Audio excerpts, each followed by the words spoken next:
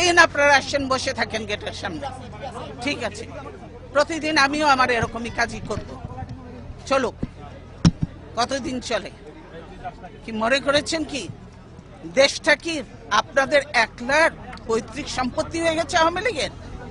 যে গুন্ডা বাহিনী দিয়ে আমাদের প্রোগ্রাম বন্ধ করতে চান, পুলিশ বাহিনী দিয়ে প্রোগ্রাম বন্ধ করতে চান, সাহস থেকে কাউন্টার প্রোগ্রাম করে দেখাতেন, সাহস নেই, 10টা লোকও আসে না, ভাড়াটিয়া লোক ভাড়া করে ডিসিএসপি দিয়ে লোক আনায়, বুঝি এটা, না হলে এরকম এত করুণ পরিণতি হয়, 154টা সিট আনকন্টেস্টেড হয়ে যায়, আর বাকি রয়েছে কি, বাকিগুলোও করে ফেলবে।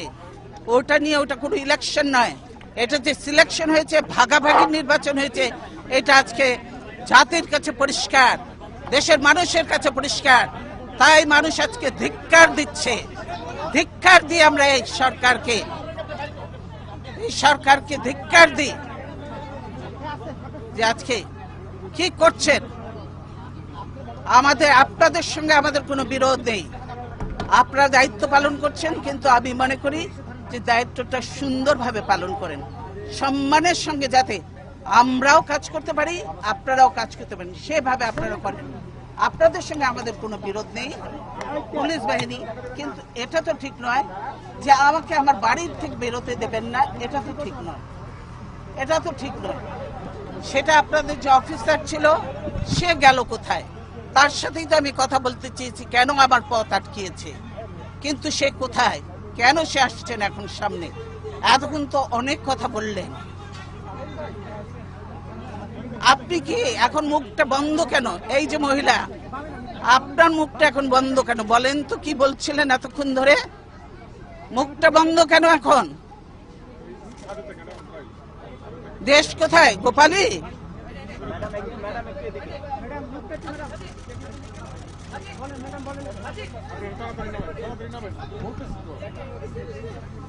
গোপালগঞ্জ জেলার নামই বদলে যাবে, বুঝছেন?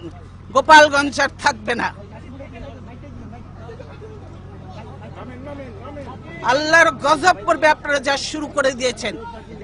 কতগুলো আলেমকে হত্যা করেছেন, এতিমকে হত্যা করেছেন, কতগুলো বিডিআর অফিসারকে হত্যা করেছেন।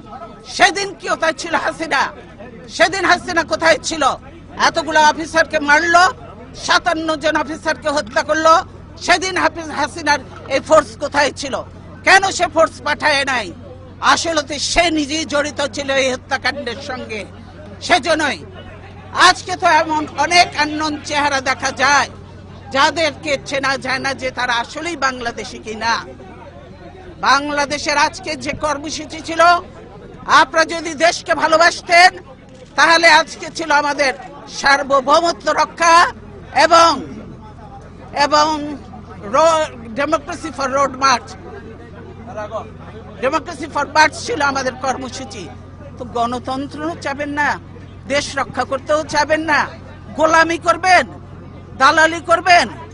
এই গোলামি তো রাখবে না।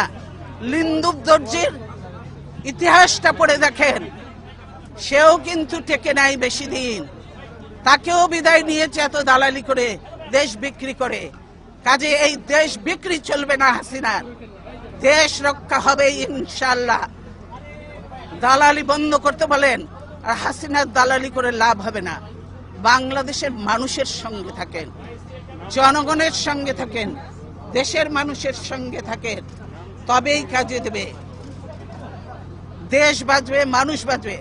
আজকে সকলের দায়িত্ব হয়ে গেছে দেশ বাঁচানো, মানুষ বাঁচানো। আর আপনারা ঘরে ঘরে ঢুকে এখন মানুষ হত্যা করছেন, মনে করেন যে এগুলোর হিসাব নেই। এই মা বোনের কান্না, এই আলেম এতিমের কান্না, এই বিডিআর এর অফিসারদের ওয়াইফদের কান্না, এগুলি কি বৃথা যাবে? এগুলি কোনোদিনও বৃথা যাবে না। আজকে যারা এই জুলুম নির্যাতন করছেন তাদেরকে এদের মতো একদিন চোখের পানি ফেলতে ফেলতে, বুঝতে বুঝতে তারা চোখ অন্ধ হয়ে যাবে, বুঝলেন? এখনো সময় আছে, ধাক্কাধাক্কি বন্ধ করেন, ধাক্কাধাক্কি বন্ধ করেন। আমরা কেউ ধাক্কাধাক্কি করতে আসিনি, আমরা কোনো ধাক্কাধাক্কি করতে আসিনি। আমি বলছি আপনারা চাকরি করেন, আপনারা করবেন, কিন্তু এরকম আমাদের গায়ের উপরে উঠে পড়বেন না। দূরে থাকেন, দূরে থাকেন, আপনাদের জায়গা যেখানে সেখানে। আপনাদের রাস্তার তো থাকার কথা, আপনারা বাড়ির মধ্যে এসে গেছেন কেন?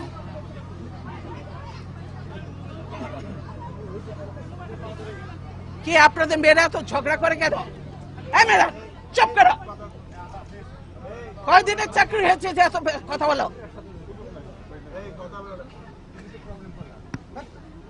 কিসের জন্য এত কথা বলো?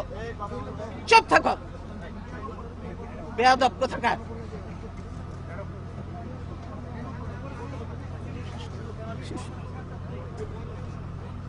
আপনার অফিসার কোথায় গেল?